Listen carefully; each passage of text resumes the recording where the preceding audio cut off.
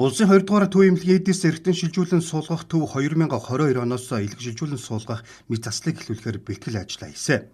Монгол Улсын ерөнхийлөгч дэмжин шаардлагатай санхүүжилтийг шийдвэрлэсэн нь ажлыг эрчимжүүлэх үндэс болсон байна.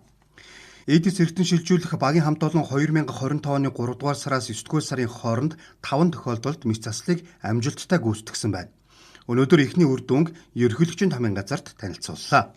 Биднэрт нэг учирсан том саад нь бол бид нар энэ хагалгааны багж тоног төхөөрөмжийг ямар санхүүжилтээр олж авах вэ гэдэг тийм шаардлага гарсан. За тэгээд энэ тухай бид нар Монгол Улсын ерөнхийлөгчд одоо илтгэсний дараа Монгол Улсын ерөнхийлөгч Ухнагийн хөрөлсөх ерөнхийлөгч өөрийнхөө ивэлд ор за тэгээд ерөнхийлөгчийн хамгийн газрын удирдлагын дор Эрдэнэ төлөвлөлтөөр төрийн өмчт компаниас 4.5 тэрбум төгрөгийг одоо шийдэж өгснөөр Монгол улсад эдис эргэтэн шилжүүлэн суулгах 4 дахь төв болж манай эмнэлэг бол энэ эдис эргэтэн шилжүүлэн суулгах ачааллыг хуваалцах мөн гадаад орн руу явж байгаа мөнгөний урсгалыг одоо эх орондоо байлгах энэ одоо зорилтыг тавьсан. Мэт заслыг улсын 2 дугаар төв эмнэлгийн эмч нарын баг бүгд найрамдах Солонгос улсын Samsung Medical төвийн эргэтэн шилжүүлэн суулгах төвийн профессороор ахлуулсан баг, улсын 1 дугаар төв эмнэлгийн баг болон Хавдар судлалын үндэсний төвийн илэг шилжүүлэн суулгах төвийн эмч нарын зөвлөмжтэйгээр хийжээ. Та бүхэн бас мэдж байгаа илэг шилжүүлэн суулгах шаардлагатай Монгол өвчтнүүд бол нэлээд бий. Үүн дээрээс бас бөөр шилжүүлэн суулгах шаардлагатай бөөрийн дутагдалд орсон өвчтнүүд бас нэлээд бий. Тэгэхээр илэг шилжүүлэн суулгахаас гадна бөөр шилжүүлэн суулгах шаардлагатай эмчилгээнд 2 дугаар эмнэлэг бас их маш хүчин чармаалттай оролцох байхаа гэж бодож байна. 2 дугаар эмнэлгийн одоо мэт заслын эмч мэргэжилтнүүд бол маш өндөр чадвартай. Ялангуяа дурангийн мэт заслыг бол маш өндөр түвшинд гүйцэтгэдэг хамт олон байгаа.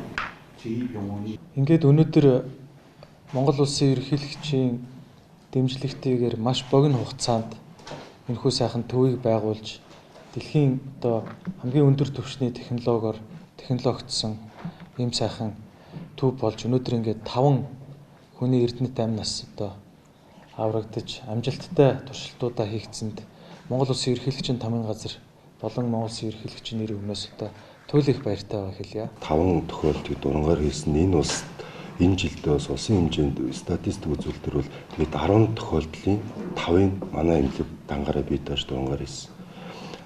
Мөн мэдж байгаа 19 онд улсын 2 дугаар төвийн эмнэлэг маань энэ ашиглалтанд орсноос хойш яг энэ хавдрын төслийн зөвшөөрлөгөө цогцоор нь үзүүлэх бас бүрэн боломжтой болсон. Эргэтэн шилжүүлэн суулгах мэт засал хийсэн үйлчлүүлэгчийн биеийн байдал сайжирч эмнэлгээс гарч дараагийн хяналтанд шилжсэн. Мэт заслаараа донорын илгээг дурангийн мэт заслын аргаар авч шилжүүлэн суулгажээ. Монгол улсад 5 тохиолдолд мэт засал хийсэн. Эргэтнээ бэлэглэж байгаа эмчлүүлэгчид зовир баг эдгэрэлт хурдан хөнөөл багтай байсан гэдгийг эмч нар хэлж байна. Яг энэ хагалгааг явуулахад бол энэ ерөнхийлөгчийн тамгын газар болон Монгол Улсын ерөнхийлөгчийн тэтгэлгээр олгогдсон багаж тоног төхөөрөмж бол маш их чухал үүрэг гүйцэтгэсэн. Энэ бол зөвхөн одоо Монгол Улсын хэмжээнд бол зүрх шилжүүлэх болон илэг шилжүүлэх үед хэрэглэгдэж байгаа тийм одоо лавшруулсан зүрх судасны лавшруулсан хяналтын маш том тоног төхөөрөмжүүд орж ирсэн. Энэ тоног төхөөрөмжийг зөвхөн илэг шилжүүлэн суулгах төдийгүй бид нар бол бусад мэс заслуудад амьд энссэн эрчим тэмчилгээний өвчтнүүдэд ч гэсэн хэрэглэх юм боломжийг олгож байгаа учраас бол энэ биднэрт бол их талархалтай хандж байна.